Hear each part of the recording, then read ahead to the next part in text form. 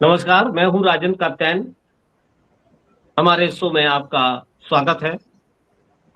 आज हम चर्चा करेंगे बंगाल की राजनीति पर, क्योंकि बंगाल में चुनावों का बिगुल बज चुका है और सरगर्मियां तेज हो गई हैं। बीजेपी का बहुत ही महत्वाकांक्षी लक्ष्य है बंगाल को जीतना। बीजेपी ने केंद्र में आने के बाद जो राज्यों को में अपनी जीत का सिलसिला चालू किया, राजस्थान, मध्य प्रदेश और महाराष्ट्र पे कब्जा जमाने के बाद इन किन प्रकारेण बिहार, हाल में ही बिहार पर चुनावों में जिस तरह से अपनी सरकार बनाई, उसके बाद उनकी नजर पूरी तरह से बंगाल पर है। और अब चुनाव का ऐलान होते ही वहां पे सरगर्मियां बहुत तेजी से बढ़ गई हैं। क्या होने वाला है बंगाल में, इस पे चर्चा करते हैं। हमारे साथ दो महत्वपूर्ण मेहमान आज उपस्थित हैं। दिल्ली से नजर रखने वाले, देश की राजनीति की नब्ज को समझने वाले वरिष्ठ पत्रकार विनय गोयल जी हमारे साथ हैं। बहुत बहुत स्वागत है गोयल जी आपका। और नमस्कार जी। हम ले चलेंगे आपको पश्चिम बंगाल के कोलकाता में, जहां पश्चिम बंगाल की राजनीति की नब्ज को समझने के लिए, नब्ज को समझने की और राजनीति को समझने की कोशिश करेंगे उनसे, जो कि पत्रकारिता कर रहे हैं वहां पर पिछले 25-30 सालों से, अरविंदम चौधरी जी। चौधरी जी आपका बहुत बहुत स्वागत है। चौधरी जी, हम आपके पास आएंगे क्योंकि आपसे बेहतर कौन बता पाएगा बंगाल की राजनीति क्या है, वहां क्या चल रहा है। लेकिन उससे पहले हम गोयल जी आपसे समझना चाहेंगे कि चुनाव बंगाल का बहुत महत्वपूर्ण है। इस पर जब चुनाव की घोषणा नहीं हुई थी तो पूरे देश की निगाहें थी। आप दिल्ली में बैठ के सारी चीज को देख रहे हैं। आप कैसे देखते हैं? थोड़ा सा रूपरेखा, थोड़ा सा प्रकाश डालिए, फिर हम अरविंदम जी से समझेंगे। जी गोयल जी। राजन जी, वैसे सबसे पहले तो मैं आपका शुक्रिया अदा करता हूं कि आपने मुझे इस डिबेट में भाग लेने के लिए इनवाइट किया। और दूसरी चीज मैं समझाना चाहता हूं कि भारतीय जनता पार्टी एक ऐसी पार्टी है जो कि 24/7, मतलब 365 दिन वो चुनाव के मोड में रहती है। वो कभी भी शांत नहीं बैठती है, जैसा कि अन्य पार्टियां करती हैं, केवल चुनाव के वक्त ही एक्टिव होती हैं। तो खास तौर से 5 प्रदेशों में चुनाव की जो घोषणा की गई है, उसमें सबसे ज्यादा चर्चा में पश्चिम बंगाल का चुनाव है। कारण ये है कि पिछले 3 बार से पश्चिम बंगाल में टीएमसी की सरकार बन रही है और मुख्यमंत्री के रूप में ममता बनर्जी। मुख्यमंत्री ममता बनर्जी के बारे में ये कहा जाता है कि बहुत ही सादगी भरा जीवन वो जीतती हैं, और उनके बारे में ये कहा जाता है कि जनप्रिय सरकार है। उनके साथ में जो आम आदमी जुड़ जाता है, खास तौर से महिलाओं का जुड़ना लाजमी है, क्योंकि वे महिला हैं और वो जनता के बीच में दिखती हैं। वहीं दूसरी तरफ हम भारतीय जनता पार्टी की बात करते हैं। भारतीय जनता पार्टी पिछले 3 टर्म से चुनाव में आने की कोशिश कर रहे हैं, लेकिन किस्मत उनका साथ नहीं दे रही है, या यूं कहा जाए कि ममता बनर्जी का जो ऑरा है, उसकी जो लोकप्रियता है, स्वीकार्यता है, उसके आगे भारतीय जनता पार्टी उनको मात देने में सफल नहीं दिख रही है। पिछले चुनाव में 2021 में जब चुनाव हुआ था, तो आपने देखा था किस तरीके से भारतीय जनता पार्टी ने टीएमसी को तोड़ दिया था। टीएमसी के बहुत सारे बड़े दिग्गज नेता भारतीय जनता पार्टी में शामिल हो गए थे, लेकिन इसके बावजूद वहां पर भारतीय जनता पार्टी अपनी सरकार बनाने में सफल नहीं हुई। लेकिन इस बात को इनकार नहीं किया जा सकता कि भारतीय जनता पार्टी 2021 से पहले वहां पर हैसियत उनकी 3 या 2 विधायकों की होती थी, लेकिन 2021 में जो चुनाव होते हैं तो उसमें उनको 70 से 72, हो सकता है 2-1 सीट आगे पीछे हो, सीट का फायदा हुआ। यानी कई 100 गुना उनको फायदा भारतीय जनता पार्टी को पैर जमाने के लिए काफी सफलता मिली। अब इस बार भी भारतीय जनता पार्टी पूरी जोड़ तोड़ के साथ, उनके साथ में सरकारी मशीनरी है, जांच एजेंसीज हैं, इलेक्शन कमीशन है, जैसा कि लोग आरोप लगा रहे हैं। ये कहा जा रहा है कि भारतीय जनता पार्टी ने एसआईआर के जरिए जिस तरीके से बिहार में अपनी प्रचंड बहुमत की सरकार बनाई, वही वही फार्मूला और वो भारतीय पश्चिम बंगाल में करने के इरादे से हैं। ये कहा जा रहा है कि लगभग 60 लाख वोटर अभी भी अनिश्चय के दौर में हैं। उनका वोट बनेगा या नहीं बनेगा, चुनाव आयोग को इतनी जल्दी चुनाव करने की क्या लोग ये आरोप लगा रहे हैं कि पहले सरकार को, पहले चुनाव आयोग को इन वोटर्स की के बारे में निश्चित करना चाहिए कि इनका वोट है, होगा या नहीं होगा। वहीं भारतीय जनता पार्टी ये इनके इन प्रकार पश्चिम बंगाल में इस बार बदलाव करने को आतुर दिख रही है। इसके लिए उसने पूरे एक तरीके से ये कहा जाए स्थिति बहुत ही चाक चौबंद कर ली है। सरकारी मशीनरी साथ में है, जांच एजेंसियां साथ में है। तो अब आप ये कह सकते हैं कि भारतीय जनता पार्टी इस बार मत चूको चौहान वाली कहावत को चर्चात करने के रूप में दिख रही है। एग्रेसिव मोड में है। आपकी बात मैं समझा। अब SIR पे भी हम बात करेंगे, लेकिन पहले ग्राउंड रिपोर्ट जो हमको दे पाएंगे अरविंदम जी, क्योंकि ये वहां हैं पश्चिम बंगाल से, ग्राउंड पे क्या देख रहे हैं। अरविंदम जी, आपको क्या लग रहा है इस पूरे सिनेरियो में, क्या सीन है पश्चिम बंगाल का? जी देखिए, हर बार जिस तरह का माहौल रहता है वेस्ट बंगाल में, एकमात्र स्टेट, मैं गोयल जी से थोड़ा अलग सोच रहा हूँ, क्योंकि मुझे पत्रकारिता करने के चलते मुझे एकदम न्यूट्रल जगह पे खड़ा होकर देखना पड़ता है। हर बार वेस्ट बंगाल, पर्टिकुलरली वेस्ट बंगाल में हम लोग देखते थे कि चुनाव से पहले जो माहौल तैयार हो जाता था कि हर बार कोई ना कोई माँ का बेटा या कोई किसी का पति, किसी का बाप, उनका बलिदान देना पड़ता था। ये चुनाव के टाइम मर्डर वगैरह ये सब शुरू हो जाता है। तो इस बार देख रहे हैं थोड़ा सा शांत है, अभी भी शांत माहौल है। और मैं ये आपको मानना पड़ेगा, मैं credit goes to ECI naturally. जिस तरह से इलेक्शन कमीशन ऑफ इंडिया, जिस तरह से यहाँ पे SIR का भी जिक्र अभी करना ही पड़ेगा। देखिए, चुनाव जहाँ पे होता है, बिहार में हुआ, पश्चिम बंगाल में SIR उसके बाद आया, इसके संग और भी स्टेटों में से SIR हुआ, करना पड़ा। देखिए, कोई भी स्टेट से कोई भी कंप्लेन आज तक नहीं आया, ना बिहार में उतना ज्यादा SIR लेके उछल कूद हुआ, ना और कहीं पे। देखिए, नॉन BJP स्टेट भी तो है जहाँ पे SIR हो रहा है, तो वहां से भी कोई प्रश्न या ऐसा कुछ नहीं है। मगर वेस्ट बंगाल ऐसा ही एक स्टेट है। देखिए, यहाँ पे क्या है, सुबह से शाम तक जो लोग यहाँ के रहते हैं वो ज्यादा राजनीति लेके चर्चा करते हैं। ये राजनीति हमारे बंगालियों का, बोल सकते हैं, खून में है। तो नेचुरली यहाँ पे राजनीति होना ही है, हर चीज लेके, और SIR लेके भी होगा, ये तो क्वाइट नेचुरल। तो इसको लेके इतना हल्ला हल्ली हुआ, मगर आज तक देखिए कम से कम SIR का जो लिस्ट निकला उसके बाद अभी भी जो एजुकेशन में जो लोग हैं उनका भी कुछ, उनमें से भी 2 लाख करीब फिर आ गए लिस्ट में, मूल लिस्ट में। लेकिन अभी तक इसको लेके उतना झमेला अभी तक नहीं है। जो बाताबाती सब कुछ हो रहा था वो हो गया, मगर जो ये क्या हुआ, डाइवर्शन हुआ। हर बार राजनीति लेके लोग रहते थे, पिन पॉइंट कि हमको जीतना है। हर पार्टी का यही रहता है कि हमको जीतना है। तो नेचुरली इस बार क्या हुआ, SIR क्या किया, पॉलिटिक्स में थोड़ा डाइवर्शन ला दिया। नेचुरली होना था वही हुआ कि मर्डर वगैरह जो होता है हर बार, इस बार अभी तक नहीं ये तो मुद्दा।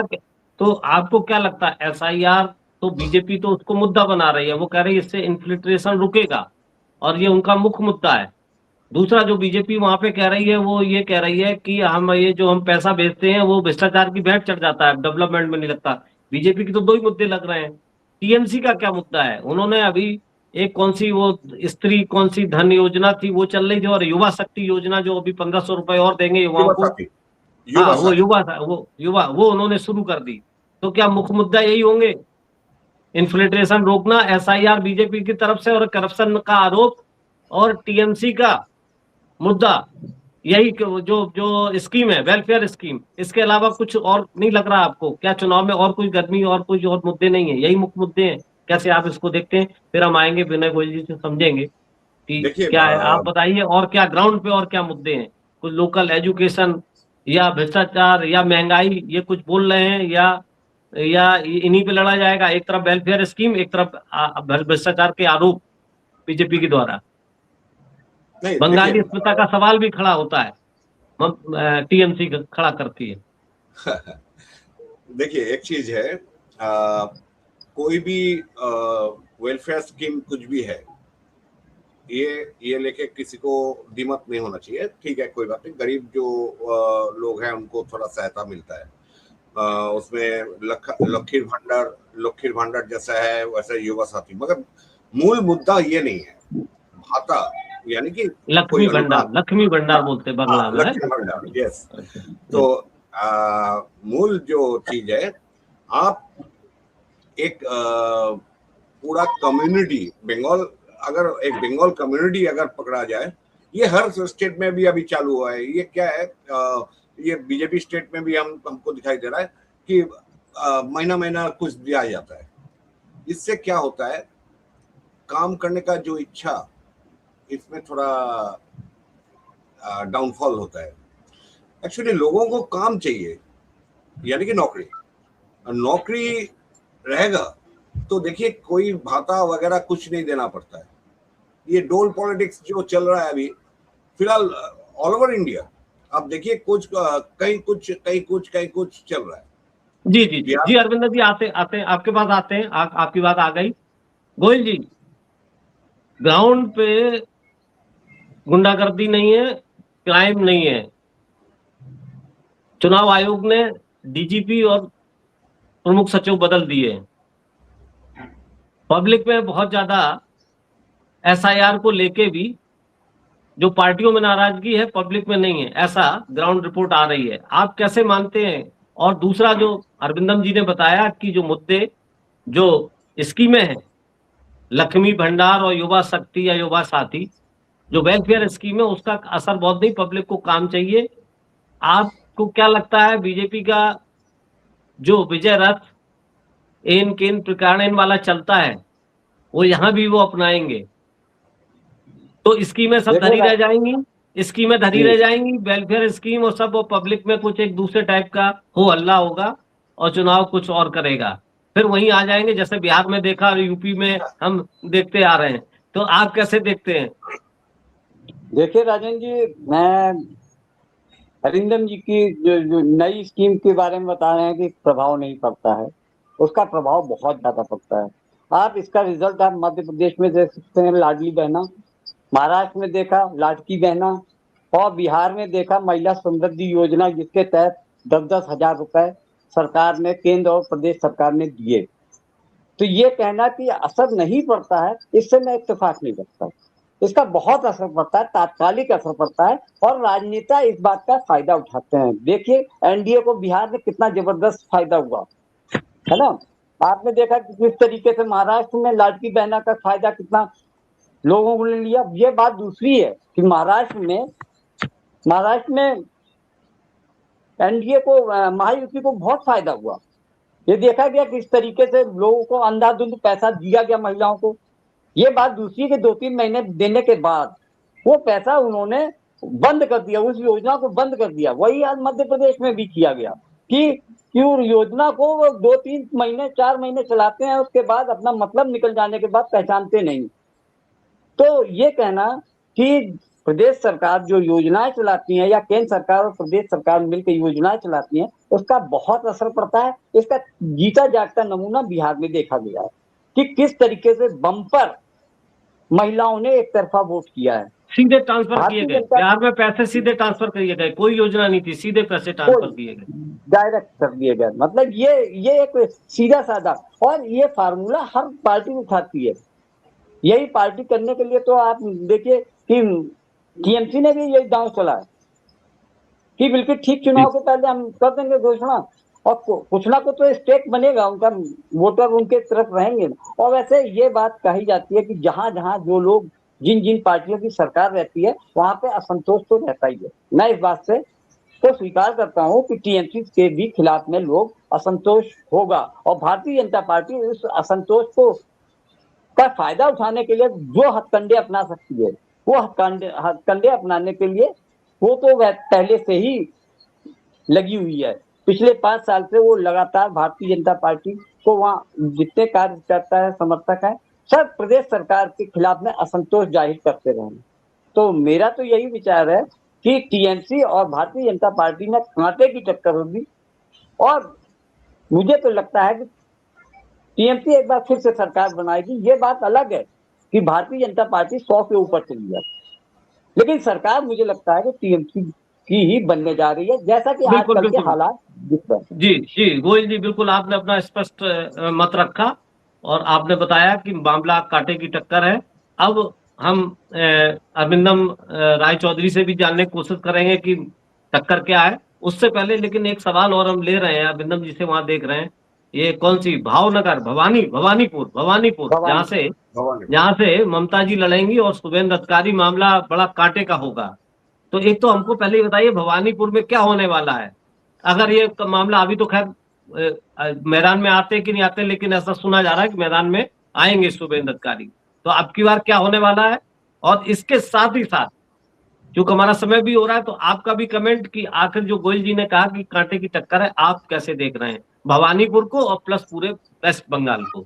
दो सवाल इसी में जुड़े हुए सर। गोयल जी जो बोल रहे हैं, मैं उनसे बहुत जगह पे इत्तेफाक रखता हूँ, मैं उनको समर्थन करता हूँ। मैं कभी नहीं बोला हूँ कि ये सब पहली बात मुझे ये क्लियर कर देना है कि मैं कभी नहीं बोला हूँ कि ये जो डोल पॉलिटिक्स चलता है हर स्टेट में, वो चाहे बिहार में हो, चाहे मध्य प्रदेश हो, महाराष्ट्र हो या वेस्ट बंगाल, इससे फायदा नहीं मिलता है। मैं कभी नहीं बोला हूँ। मैं बोल रहा हूँ बेसिक जो कॉन्सेप्ट, लोगों को क्या चाहिए, लोगों को काम चाहिए, काम देने से ही अगर उनको नौकरी मिलती है तो नेचुरली उनका खाना भी उनको मिल जाएगा, उनका इंतजाम हो जाएगा। मेन जो चीज वो होना चाहिए, मैं बताया। दूसरा ये भवानीपुर वाला जो आप पॉइंट उठाए, हाँ भवानीपुर में इस बार कांटे का टक्कर होने वाला है, लेकिन मैं कोई पहले से मैं नहीं बता सकता हूँ कि कौन जीतेगा, क्या कौन हारेगा, क्योंकि ये तो पॉलिटिक्स कब कहाँ मुड़ते हैं वो तो लास्ट मोमेंट तक पता ही नहीं चलता है। तो नेचुरली, और मैं एक चीज मैं जो देखता हूँ, देखिए 2011 में जब चुनाव हुआ था, वाम फ्रंट सरकार था, लेफ्ट गवर्नमेंट था, वहां से फिर जो टर्नओवर हुआ तृणमूल सरकार आई। तो ये जो तृणमूल सरकार आई थी उससे पहले तक किसी को भनक नहीं लगा था, मगर कुछ लोगों एकदम हर लोग एकदम बंगाल का एकदम जस्ट चुप सा रह गया था, कोई मुंह से कुछ नहीं बोल रहा था। एक टोटल क्लम्जी एक वेदर बना हुआ था, मीन्स बरसात से पहले जो क्लाउडी वेदर रहता है ना, घनघोर एकदम जो अवस्था रहता है, उसी का हम लोग आशंका कर रहे थे कुछ तो होने वाला है। लेकिन इस बार प्लस उस टाइम 2011 में जो था नंदीग्राम, फिर दूसरा जो आंदोलन चल रहा था, इससे भी कुछ हम लोग को समझ में आ रहा था। मगर इस बार हम लोग जो देख रहे हैं, लोग बहुत जगह पे खुल के सामने आके कुछ बोल रहे हैं, ये एक ट्रेंड हमको दिखाई दे रहा है। तो नेचुरली देखिए, मैं अरिंदम जी की बात से मैं इत्तेफाक रखता हूँ। भवानीपुर को बताइए जी, वोटर बहुत साइलेंट हो गया, क्योंकि स्थिति उसके सामने ये हो गई कि ऑफ करने की, जो भाजपा को चुने कि टीएमसी को चुने, इस बीच में काफी कंफ्यूजन पैदा होता है। और करीब करीब 1 महीने के समय के अंदर चुनाव होने हैं। इस बीच में लास्ट मोमेंट तक वोटर का जो मनोदशा है किसकी तरफ झुकाव करता है, बहुत ये बात तो तय है कि ये बंगाल का, पश्चिम बंगाल का जो चुनाव है बहुत ही क्रूशियल है और साइलेंट वोटिंग होगी। ये बात निश्चित तौर पे है कि अभी से किसी के बारे में भविष्यवाणी करना कि फलाने की सरकार बन सकती है, बस उम्मीद कर सकता है आदमी, अनुमान लगा सकता है। कारण है कि लोकप्रियता के मामले में जहां नरेंद्र मोदी एक तरफ है, वहीं ममता बनर्जी का अपना एक खास वर्ग है जो उनको सपोर्ट करता है। जैसे कि नरेंद्र मोदी के नाम पर वोट बटोरे जाते हैं, वैसे ही ममता बनर्जी के सपोर्ट करने के लिए लोग ब्लाइंडली सपोर्ट कर सकते हैं, ऐसा मुझे उम्मीद लग रही। जी जी बिल्कुल और बिल्कुल। भवानीपुर की बात कर रहे हैं आप, तो भवानीपुर में मुझे नहीं लगता है कि सुवेद अधिकारी ममता बनर्जी को हरा पाए। जी क्लियर ये था, विनय जी की बात आई। जी, जी। वोटर्स की विनिंग की जो डिफरेंसेस हैं वो कम ज्यादा हो सकता है, लेकिन मुझे लगता है जीत तो ममता बनर्जी।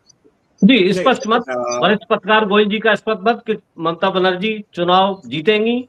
हाँ कुछ कहना चाह रहे हैं चौधरी एक चीज मैं एक चीज संयोजन करना चाहता हूँ कि गोयल जी का सर इस बार लेकिन भवानीपुर में 44,000 वोटर कम भी हो गए। ये बात सही है, इसका कुछ ट्रेंड तो रहेगा। बिल्कुल बिल्कुल। जी 44 भवानीपुर महत्वपूर्ण सीट, 44,000 वोट कटे, जैसे कि ग्राउंड रिपोर्ट वरिष्ठ पत्रकार अरिंदम राय चौधरी ने बताया। और विनय गोयल जी हमारे editor in chief Naxal news के, उनका सीधा कहना कि कुछ भी हो जाए टीएमसी की ममता बनर्जी का अपना एक ऑरा है, अपनी एक लोकप्रियता है, तो वो चुनाव को लूज नहीं करेंगी। भवानीपुर सीट महत्वपूर्ण। और पूरे पश्चिम बंगाल में जहां एक तरफ बंगाली अस्मिता का सवाल और बाहरी हस्तक्षेप का मुद्दा ममता बनर्जी ने खड़ा कर दिया, वहीं बीजेपी का सीधा सीधा आरोप कि हम पैसे भेजते हैं और पैसे का भ्रष्टाचार के भेंट चढ़ जाता है, डेवलपमेंट नहीं होता है। दोनों ही मुद्दे बहुत ही महत्वपूर्ण। अब देखते हैं आने वाले समय में क्या होता है। मतदाता भी बहुत तेज हो गया है आप लोगों का। हम फिर हाजिर होंगे किसी अन्य विषय के लेके। विनय जी आपका बहुत बहुत धन्यवाद। अरविंदम राज चौधरी आपका बहुत बहुत धन्यवाद, बहुत बहुत शुक्रिया। नमस्कार।